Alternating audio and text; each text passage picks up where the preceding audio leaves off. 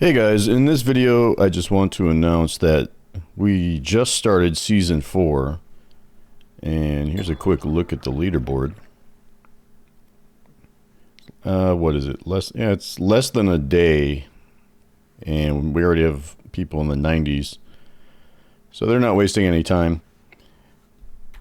Just a few announcements. I just kind of want to let people know what's going on, and just kind of let everyone know how development is going, and what I'm up to and what I have planned. So let's just go over it.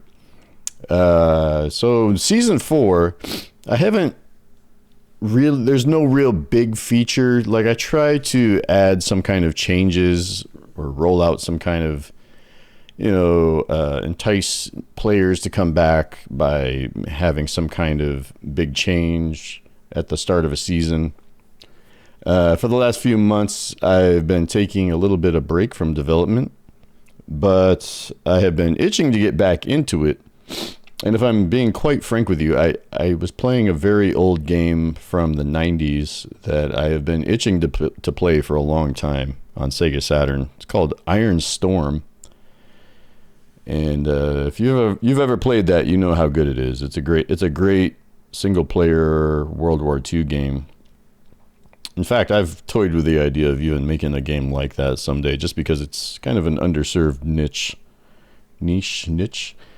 So that's just what I've been working on. I beat that game, and I've been grinding away on this game for about 7 years, and finally thought I would take some extended time off and just kind of chill for a bit. Because you don't want to burn out. If you grind too hard, you're just going to burn out. So it took a few months, but I still have my little roadmap. To be honest, quite a lot is completed on the roadmap, which is great. But there are a few items on there that I would love. Well, there's really 3 things that I would love to add in the seasons ahead. I would love to add an auction house. I would love to add some kind of pet system. It won't be so much like it's gonna be like you'll have one pet, and it'll be not exactly like Diablo 2, but I think it'll be more like Phantasy Star Online. If you ever played that, I think it'll be more in line with how that one works, but maybe a little different from that. I kind of like the idea of like Pokemon pets and evolving them and leveling them up, and maybe even feeding them items. Because I'm always trying to dream up ways to get items out of the economy.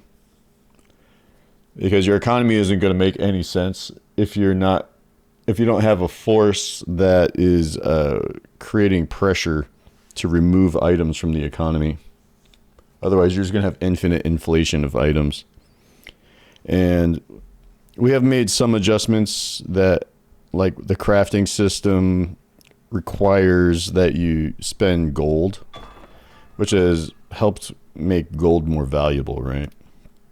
Just as an example, this recipe costs 47,000 gold, and that was one way that the developers were able to make gold more valuable. And of course, that is one of the other things that we're really looking forward to changing. Is we simply want to add more crafting recipes.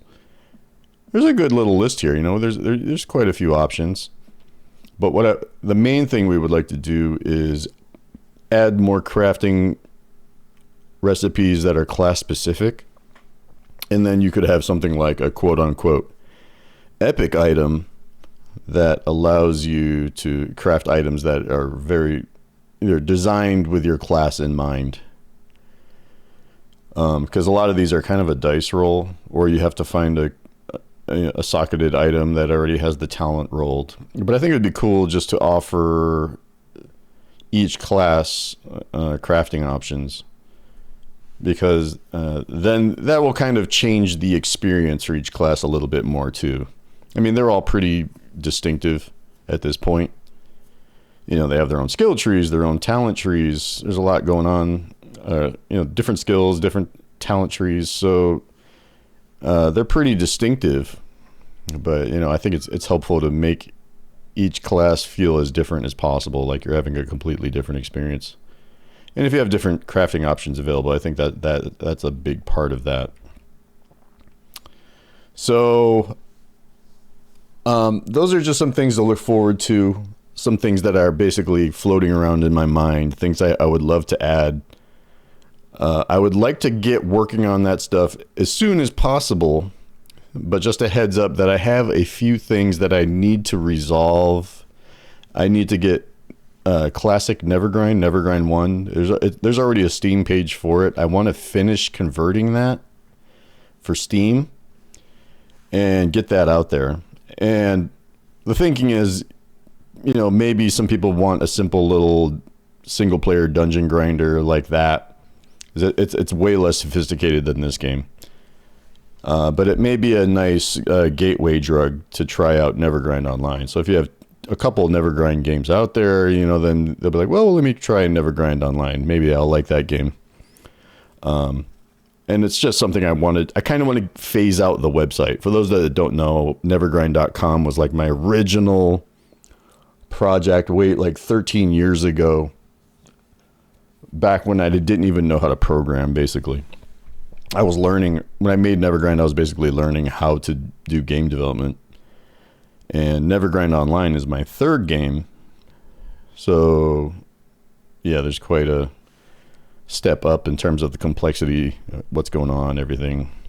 There's a lot going on in this game. So,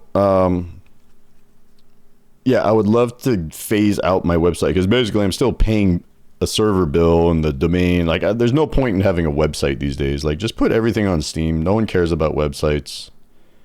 Like, who goes to websites? There's like, 5 or 6 websites that people actually go to.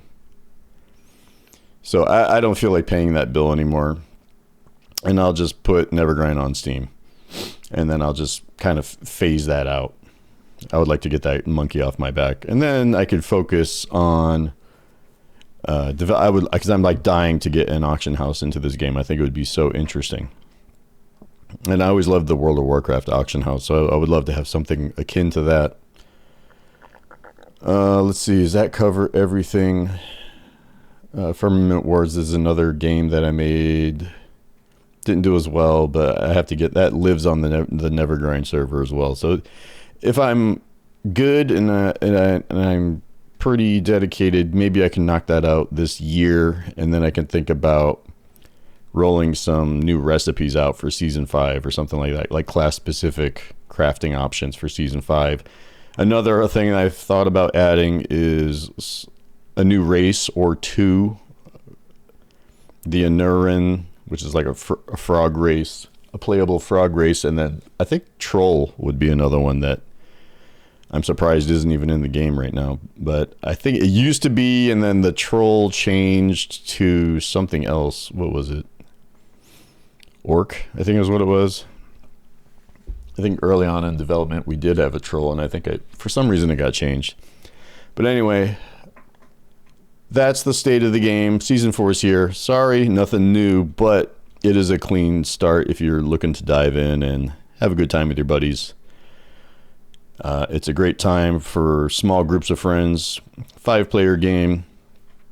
Jump in. You can pick from 12 races, 14 classes, and supports 12 different languages. So not many games out there that support real-time multiplayer dungeon crawling.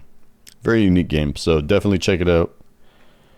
And yeah, maybe you can beat these guys to level 99, maybe. And for those that haven't seen it, there's an account leaderboard now. Like, so it counts all of your levels and experience for your whole account and your guild. So you can have guild leaderboards now. You got a guild, you make your own guild, and you can take these guys down. Look at them dominating right now. And I guess while I'm here, I'll show you that I save all of the leaderboards for the previous seasons. So there it is for posterity's sake, if you ever want to see it. There it is. Anyway, so that's the state of the game. still committed, still looking to knock things out. And that's all I got for you. So come visit Edenburg, see what's going on, see what Cordery's up to, upgrade your skills. There you go. All right, see you guys in the next video. Later.